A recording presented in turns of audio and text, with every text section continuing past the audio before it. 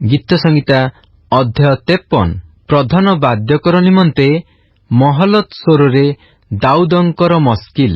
ପରମେଶ୍ୱର ନାହାନ୍ତି ବୋଲି ମୂର୍ଖ ଆପଣା ମନେ ମନେ କହିଅଛି।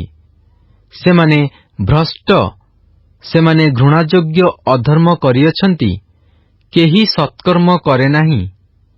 ବିବେଚକ କେହି ଅଛି କି ନାହିଁ? ପରମେଶ୍ୱରଙ୍କର ଅନ୍ୱେଷଣକାରୀ କେହି ଅଛି କି ନାହିଁ?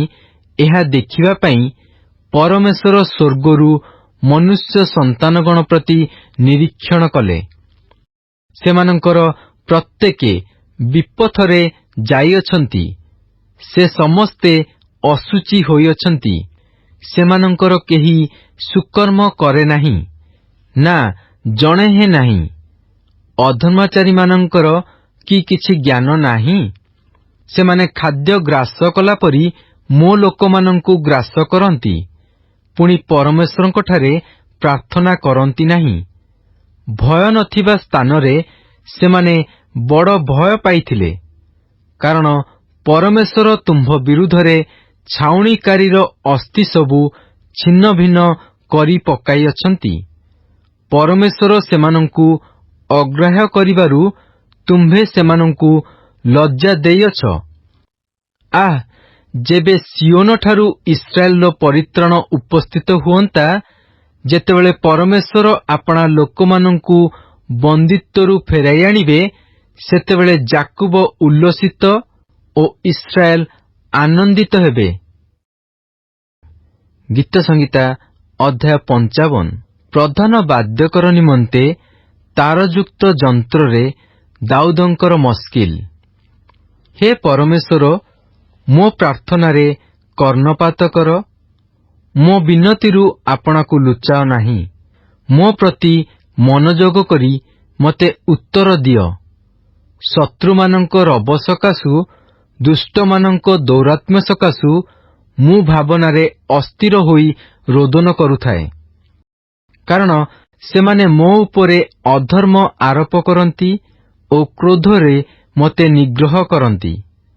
ମୋ ଅନ୍ତରରେ ମୋ ହୃଦୟ ବ୍ୟଥିତ ହେଉଅଛି ଓ ମୋ ଉପରେ ମୃତ୍ୟୁର ତ୍ରାସ ପଡ଼ିଅଛି। ମୋତେ ଭୟ ଓ କମ୍ପ ଆକ୍ରମଣ କରିଅଛି, ପୁଣି ମହାତ୍ରାସ ମୋତେ ଆଚ୍ଛନ୍ନ କରିଅଛି। ଏଣୁ ମୁଁ କହିଲି, ଆଃ, ଯେବେ କପୋତ ପରି ମୋର ପକ୍ଷ ଥାଆନ୍ତା, ତେବେ ମୁଁ ଉଡ଼ିଯାଇ ବିଶ୍ରାମ ପାଆନ୍ତି। ଦେଖ, ତେବେ ମୁଁ ଦୂରରେ ଭ୍ରମଣ କରନ୍ତି, ମୁଁ ପ୍ରାନ୍ତରରେ ବାସ କରନ୍ତି। ମୁଁ ପ୍ରବଳ ବାୟୁ ଓ ତୋଫାନରୁ ଆଶ୍ରୟ ନେବା ପାଇଁ ପଳାୟନ କରନ୍ତି। ହେ ପ୍ରଭୁ, ବିନାଶ କର ଓ ସେମାନଙ୍କ ଜିହ୍ୱାର ଅନେକ ଜନ୍ମାଅ। କାରଣ ମୁଁ ନଗର ମଧ୍ୟରେ ଦୌରାତ୍ମ୍ୟ ଓ କଳହ ଦେଖିଅଛି। ସେମାନେ ଦିବାରାତ୍ର ତହିଁର ପ୍ରାଚୀର ଦେଇ ଭ୍ରମଣ କରନ୍ତି ମଧ୍ୟ ଅଧର୍ମ ଓ ଉତ୍ପାତ ତହିଁ ମଧ୍ୟରେ ଅଛି। ଦୁଷ୍ଟତା ତହିଁର ମଧ୍ୟବର୍ତ୍ତୀ। ଦୌରାତ୍ମ୍ୟ ଓ ଛଳନା ତହିଁର ଛକ ସ୍ଥାନ ସବୁ ଛାଡ଼େ ନାହିଁ। କାରଣ କୌଣସି ଶତ୍ରୁ ମୋତେ ତିରସ୍କାର କଲା ନାହିଁ। କଲେ ତାହା ମୁଁ ସହ୍ୟ କରିପାରନ୍ତି। କିଏ ବା ମୋହର ଘୃଣାକାରୀ ମୋ ବିରୁଦ୍ଧରେ ଦର୍ପ କଲା ନାହିଁ। କଲେ ତାହାଠାରୁ ମୁଁ ଆପଣାକୁ ଲୁଚାନ୍ତି। ମାତ୍ର ମୋ ସମାନ ମନୁଷ୍ୟ, ମୋହର ସଙ୍ଗୀ ଓ ମୋହର ଆତ୍ମୀୟ ଯେ ତୁମ୍ଭେ ତାହା କଲ। ଆମ୍ଭେମାନେ ଏକତ୍ର ମଧୁର ମନ୍ତ୍ରଣା କଲୁ। ଜନତା ସଙ୍ଗେ ପରମେଶ୍ୱରଙ୍କ ଗୃହରେ ଗମନାଗମନ କଲୁ। ମୃତ୍ୟୁ ସେମାନଙ୍କୁ ହଠାତ୍ ଆକ୍ରମଣ କରୁ। ସେମାନେ ପାତାଳକୁ ଜିଅନ୍ତା ଗମନ କରନ୍ତୁ। କାରଣ ସେମାନଙ୍କ ବାସସ୍ଥାନରେ ସେମାନଙ୍କ ମଧ୍ୟରେ ଦୁଷ୍ଟତା ଅଛି। ମାତ୍ର ମୁଁ ପରମେଶ୍ୱରଙ୍କଠାରେ ପ୍ରାର୍ଥନା କରିବି, ପୁଣି ସଦାପ୍ରଭୁ ମୋତେ ପରିତ୍ରାଣ କରିବେ। ସନ୍ଧ୍ୟା ଓ ପ୍ରଭାତ ଓ ମଧ୍ୟାହ୍ନ କାଳରେ ମୁଁ ଭାବନା କରି ରୋଦନ କରିବି, ଆଉ ସେ ମୋ ରବ ଶୁଣିବେ। ସେ ମୋ ପ୍ରତିକୂଳ ଯୁଦ୍ଧରୁ କୁଶଳରେ ମୋ ପ୍ରାଣ ମୁକ୍ତ କରିଅଛନ୍ତି। କାରଣ ମୋ ସଙ୍ଗେ ବିରୋଧକାରୀ ଅନେକ ଥିଲେ। ପରମେଶ୍ୱର ଶୁଣିବେ ଓ ସେମାନଙ୍କୁ ଉତ୍ତର ଦେବେ। ସେ ଚିରକାଳ ବିଦ୍ୟମାନ। ସେହି ଲୋକମାନଙ୍କର କୌଣସି ପରିବର୍ତ୍ତନ ଘଟିନାହିଁ। ପୁଣି ସେମାନେ ପରମେଶ୍ୱରଙ୍କୁ ଭୟ କରନ୍ତି ନାହିଁ। ସେ ଆପଣା ସଙ୍ଗେ ମିଳନରେ ଥିବା ଲୋକ ବିରୁଦ୍ଧରେ ହାତ ଉଠାଇଅଛି। ସେ ଆପଣା ନିୟମ ଲଙ୍ଘନ କରିଅଛି। ତାହାର ମୁଖ ଲବଣୀ ତୁଲ୍ୟ ଚିକ୍କଣ, ମାତ୍ର ତାହାର ଅନ୍ତଃକରଣ ଯୁଦ୍ଧପୂର୍ଣ୍ଣ। ତାହାର କଥା ସବୁ ତୈଳଠାରୁ କୋମଳ, ତଥାପି ତାହା ସବୁ ନିଷ୍କୋଷ ଖଡ୍ଗତୁଲ୍ୟ। ତୁମ୍ଭେ ସଦାପ୍ରଭୁଙ୍କ ଉପରେ ଆପଣା ଭାର ପକାଅ, ତହିଁରେ ସେ ତୁମ୍ଭକୁ ସମ୍ଭାଳିବେ। ସେ ଧାର୍ମିକକୁ କଦାପି ବିଚଳିତ ହେବାକୁ ଦେବେ ନାହିଁ। ମାତ୍ର ହେ ପରମେଶ୍ୱର, ତୁମ୍ଭେ ସେମାନଙ୍କୁ ସର୍ବନାଶର ଗର୍ତ୍ତକୁ ଆଣିବ। ରକ୍ତପିପାସୁ ଓ ପ୍ରବଞ୍ଚକ ଲୋକମାନେ ଆପଣା ଆପଣା ଆୟୁଷର ଅର୍ଦ୍ଧେକ ବଞ୍ଚିବେ ନାହିଁ। ମାତ୍ର ମୁଁ ତୁମ୍ଭ ଉପରେ ନିର୍ଭର କରିବି। ଗୀତ ସଂହିତା ଅଧ୍ୟାୟ 58। ପ୍ରଧାନ ବାଦ୍ୟକର ନିମନ୍ତେ ଅଲ୍-ତଶହେତ୍ ସ୍ୱରରେ ଦାଉଦଙ୍କର ଗୀତ। ମିକ୍ତାମ୍। ପ୍ରକୃତରେ କି ତୁମ୍ଭେମାନେ ନୀରବ ହୋଇ ଧର୍ମନୀତି କହୁଅଛ? ହେ ମନୁଷ୍ୟ ସନ୍ତାନଗଣ, ତୁମ୍ଭେମାନେ କି ନ୍ୟାୟରେ ବିଚାର କରୁଅଛ? ବରଞ୍ଚ ତୁମ୍ଭେମାନେ ହୃଦୟରେ ଦୁଷ୍ଟତା ସାଧନ କରୁଅଛ। ତୁମ୍ଭେମାନେ ଦେଶରେ ସ୍ୱହସ୍ତର ଦୌରାତ୍ମ୍ୟ ତଉଲୁଅଛ। ଦୁଷ୍ଟମାନେ ଗର୍ଭରୁ ବିପଥଗାମୀ। ସେମାନେ ଜନ୍ମଠାରୁ ମିଥ୍ୟା କହି କହି ବିପଥରେ ଗମନ କରନ୍ତି। ସେମାନଙ୍କର ବିଷ ସର୍ପର ବିଷତୁଲ୍ୟ। ସେମାନେ କର୍ଣ୍ଣରୋଧକାରିଣୀ ବଧିରା କାଳସର୍ପିଣୀ ତୁଲ୍ୟ। ସାପୁଡ଼ିଆମାନେ ଯେଡ଼େ ନିପୁଣ ଭାବରେ ମନ୍ତ୍ର ପଢ଼ିଲେ ହେଁ ସେ ସେମାନଙ୍କ ସ୍ୱର ଶୁଣେ ନାହିଁ। ହେ ପରମେଶ୍ୱର, ସେମାନଙ୍କ ମୁଖରେ ସେମାନଙ୍କ ଦନ୍ତ ଭାଙ୍ଗି ପକାଅ। ହେ ସଦାପ୍ରଭୁ, ଯୁବା ସିଂହମାନଙ୍କର କଳଦନ୍ତ ଭାଙ୍ଗି ପକାଅ। ସେମାନେ ବହନ୍ତା ଜଳ ପରି ତରଳି ଯାଆନ୍ତୁ। ସେ ଆପଣା ତୀର ଲକ୍ଷ୍ୟ କରିବା ବେଳେ ତାହା ସବୁ ଛିନ୍ନ ତୀରତୁଲ୍ୟ ହେଉ। ଯେଉଁ ଶାମୁକା ଯାଉ ଯାଉ ତରଳିଯାଏ ଓ ସ୍ତ୍ରୀର ଯେଉଁ ଅକାଳଜାତ ସନ୍ତାନ ସୂର୍ଯ୍ୟ ଦେଖି ନାହିଁ, ତାହାରି ପରି ସେମାନେ ହେଉନ୍ତୁ। ତୁମ୍ଭମାନଙ୍କ ହାଣ୍ଡି କଣ୍ଟକ ସ୍ପର୍ଶ ନ କରୁଣୁ ସେ କଞ୍ଚା ଓ ପୋଡ଼ା ସମସ୍ତ ଘୂର୍ଣ୍ଣିବାୟୁରେ ଉଡ଼ାଇ ନେବେ। ଧାର୍ମିକ ଲୋକ ପ୍ରତିଫଳ ଦେଖି ଆନନ୍ଦ କରିବ। ସେ ଦୁଷ୍ଟମାନଙ୍କ ରକ୍ତରେ ଆପଣା ପାଦ ଧୋଇବ। ତହିଁରେ ଲୋକମାନେ କହିବେ, ନିଶ୍ଚୟ ଧାର୍ମିକ ଲୋକ ପାଇଁ ପୁରସ୍କାର ଅଛି। ନିଶ୍ଚୟ ପୃଥିବୀରେ ବିଚାରକର୍ତ୍ତା ଏକ ପରମେଶ୍ୱର ଅଛନ୍ତି।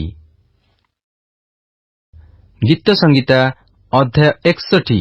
ପ୍ରଧାନ ବାଦ୍ୟକର ନିମନ୍ତେ ତାରଯୁକ୍ତ ଯନ୍ତ୍ରରେ ଦାଉଦଙ୍କର ଗୀତ। ହେ ପରମେଶ୍ୱର, ମୋହର କାକୁକ୍ତି ଶୁଣ। ମୋ ପ୍ରାର୍ଥନାରେ ମନୋଯୋଗ କର। ମୋ ମନ ଉଦ୍ବିଗ୍ନ ହେବାବେଳେ ମୁଁ ପୃଥିବୀର ପ୍ରାନ୍ତରୁ ତୁମ୍ଭକୁ ଡାକିବି। ମୋଠାରୁ ଉଚ୍ଚତର ଶୈଳକୁ ମୋତେ ନେଇଯାଅ, କାରଣ ତୁମ୍ଭେ ମୋ ନିମନ୍ତେ ଆଶ୍ରୟ ଓ ଶତ୍ରୁଠାରୁ ଦୃଢ଼ ଦୁର୍ଗ ସ୍ୱରୂପ ହୋଇଅଛ। ମୁଁ ସଦାକାଳ ତୁମ୍ଭ ତମ୍ବୁରେ ବାସ କରିବି। ମୁଁ ତୁମ୍ଭ ପକ୍ଷର ଉହାଡ଼ରେ ଆଶ୍ରୟ ନେବି। କାରଣ ହେ ପରମେଶ୍ୱର, ତୁମ୍ଭେ ମୋହର ମାନତ ସବୁ ଶୁଣିଅଛ। ତୁମ୍ଭେ ଆପଣା ନାମର ଭୟକାରୀମାନଙ୍କ ଅଧିକାର ଆମ୍ଭକୁ ଦେଇଅଛ।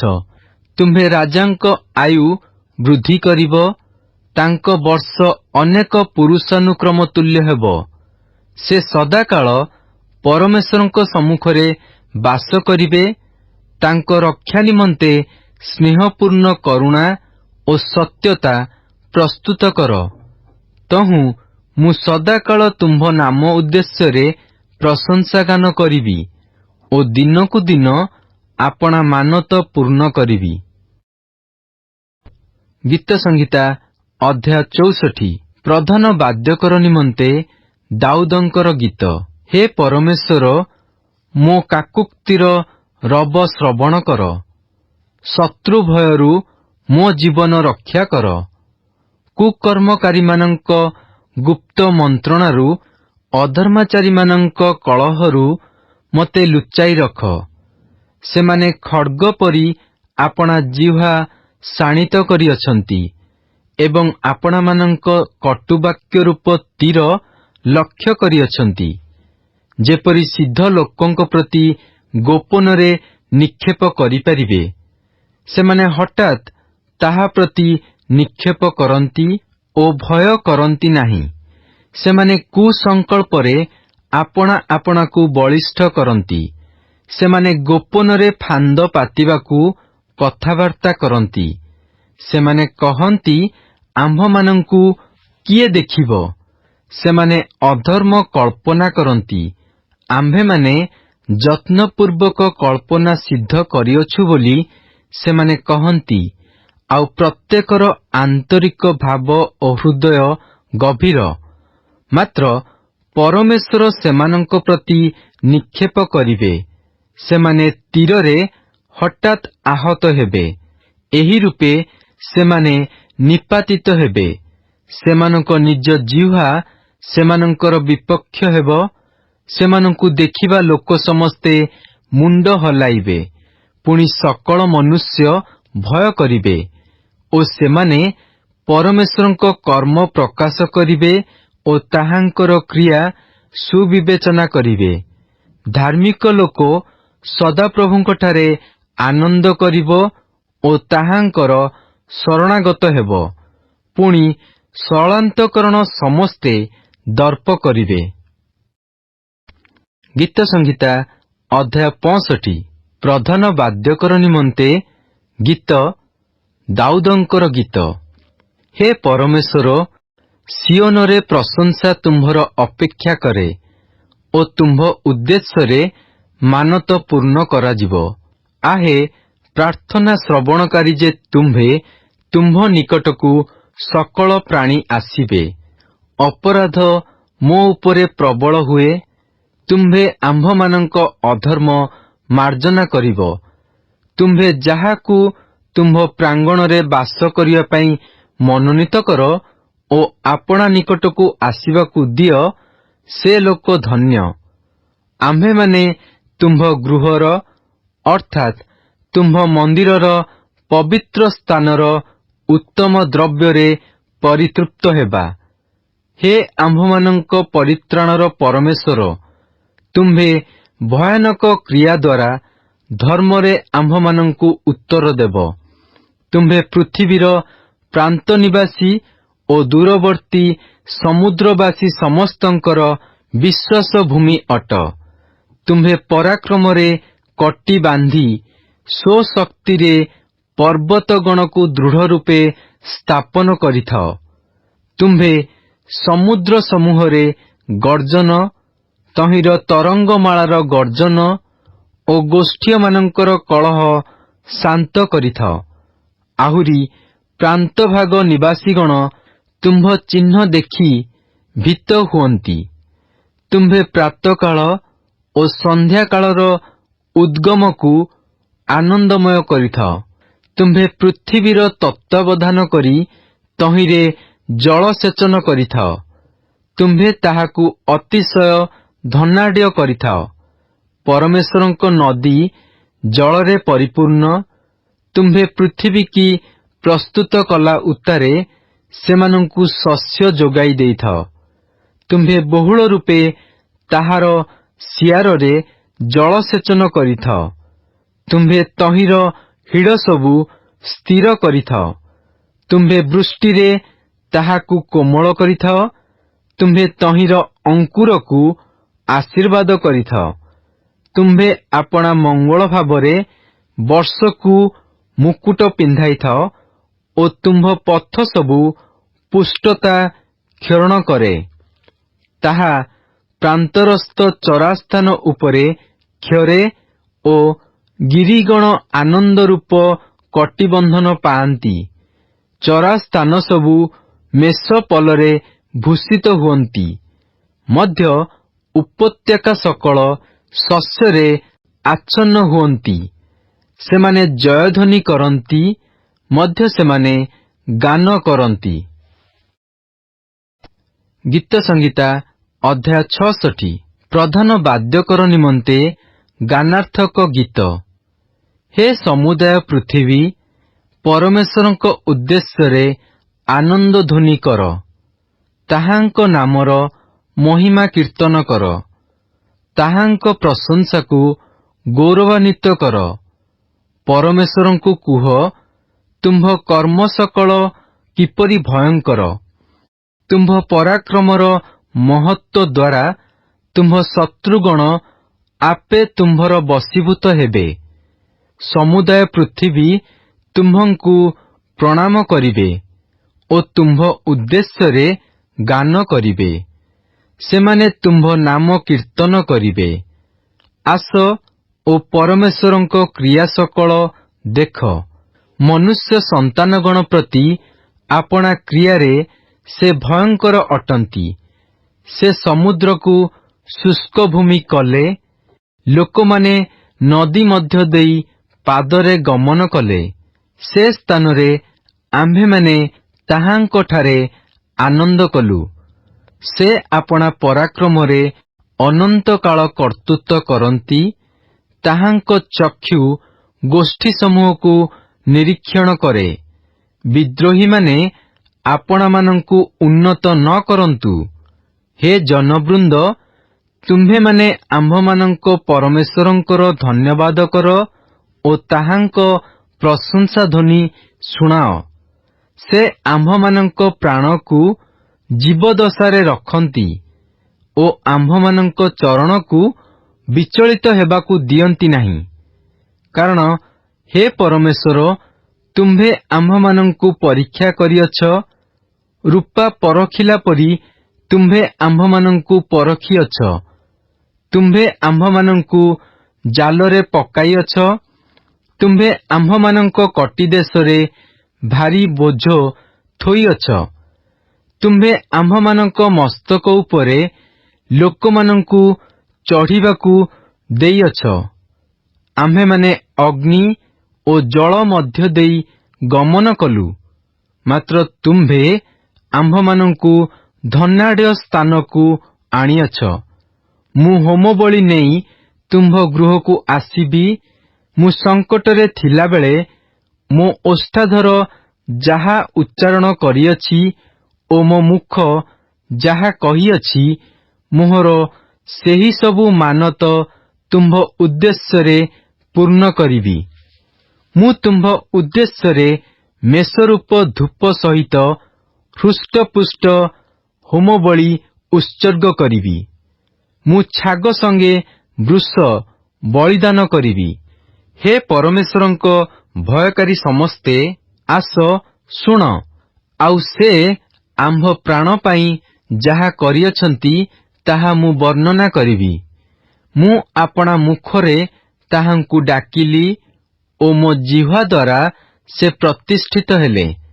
ଯେବେ ମୁଁ ମନ ମଧ୍ୟରେ ଅଧର୍ମକୁ ଆଦର କରେ, ତେବେ ପ୍ରଭୁ ମୋ କଥା ଶୁଣିବେ ନାହିଁ। ମାତ୍ର ନିଶ୍ଚୟ ପରମେଶ୍ୱର ମୋ କଥା ଶୁଣିଅଛନ୍ତି। ସେ ମୋ ପ୍ରାର୍ଥନାର ରବରେ ମନୋଯୋଗ କରିଅଛନ୍ତି। ପରମେଶ୍ୱର ଧନ୍ୟ ହେଉନ୍ତୁ। ସେ ମୋହର ପ୍ରାର୍ଥନା କିଏବା ମୋଠାରୁ ଆପଣା ଦୟା ଦୂର କରିନାହାନ୍ତି। Good morning and praise the Lord. ଆଜି ବାଇବଲ ପଠନ ଦିନ ସଂଖ୍ୟା 72, ଶନିବାର। ଆଜି ଆମ୍ଭେମାନେ ଗୀତ ସଂହିତା 53, 55, 58, 61 ପୁଣି 64 ପର୍ବଠାରୁ 66 ପର୍ବକୁ ପାଠ କରିଅଛୁ।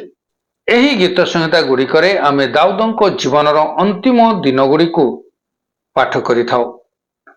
ଦାଉଦ ଘୋଷଣା କରି କୁହନ୍ତି ଯେ ଈଶ୍ୱର ନାହାନ୍ତି ବୋଲି ଆପଣା ଆପଣା ଅନ୍ତରରେ ଯେଉଁମାନେ କୁହନ୍ତି ସେମାନେ ମୂର୍ଖ ଅଟନ୍ତି। ଶତ୍ରୁ ଓ ଦୁଷ୍ଟ ଲୋକମାନଙ୍କ ଦ୍ୱାରା ବେଷ୍ଟିତ ହୋଇଥିବା ଦାଉଦ ପ୍ରାର୍ଥନାକୁ ଶ୍ରବଣକାରୀ ଈଶ୍ୱରଙ୍କ ଛାମୁରେ ଆତୁରତାର ସହିତ ତାଙ୍କର ସ୍ୱୀକାରୋକ୍ତି ପ୍ରାର୍ଥନା କରନ୍ତି। ଯେହେତୁ ଈଶ୍ୱର ଆମ୍ଭମାନଙ୍କର ଆଶ୍ରୟ, ତେଣୁ ନିରବତାର ସହିତ ସଦାପ୍ରଭୁଙ୍କ ଆଡ଼କୁ ଦୃଷ୍ଟିପାତ କରିବା ପାଇଁ, ପରମେଶ୍ୱରଙ୍କଠାରେ ନିର୍ଭର କରିବା ପାଇଁ ଓ ତାହାଙ୍କ ଛାମୁରେ ଆପଣା ଆପଣା ହୃଦୟକୁ ପ୍ରାର୍ଥନାରେ ଢାଳି ଦେବା ପାଇଁ ସେ ଆମ୍ଭମାନଙ୍କୁ ଉତ୍ସାହିତ କରନ୍ତି। ଯେହେତୁ ଈଶ୍ୱର ବିଶ୍ୱାସମୂଳକ ପ୍ରାର୍ଥନାକୁ ଶ୍ରବଣ କରନ୍ତି ଓ ଅପରାଧୀକୁ କ୍ଷମା କରନ୍ତି, ଏଣୁ କେବଳ ତାହାଙ୍କଠାରେ ସମ୍ପୂର୍ଣ୍ଣ ଭରସା, ବିଶ୍ୱାସ ଓ ନିର୍ଭର କରି ତାହାଙ୍କ ପ୍ରଶଂସା କରିବା ପାଇଁ ସେ ଆମ୍ଭମାନଙ୍କୁ ଆହ୍ୱାନ ଦିଅନ୍ତି। ଏଣୁ ପରବର୍ତ୍ତୀ ସମୟରେ ଯେବେ ଦାଉଦଙ୍କ ସଦୃଶ କୌଣସି ରାଜା ବା ବ୍ୟକ୍ତିର ପରିପ୍ରକାଶ ହୁଏ, ତେବେ ତାହାକୁ ଦାଉଦଙ୍କ ମାର୍ଗରେ ଚାଲିଥିବା ଲୋକ ଭାବରେ ଆକଳନ କରାଯାଏ ବା ସମ୍ବୋଧନ କରାଯାଏ। ଏହା ଥିଲା ଆଜିର ପଠିତ ଶାସ୍ତ୍ରାଂଶର ସାରାଂଶ। ପ୍ରଭୁ ଆମ ପ୍ରତ୍ୟେକଙ୍କୁ ଆଶୀର୍ବାଦ କରନ୍ତୁ। ଖ୍ରୀଷ୍ଟଙ୍କ ଠାରେ ଏକତ୍ର, ଆହା, ଏହା କି ଆଶୀର୍ବାଦର ବିଷୟ ଅଟେ।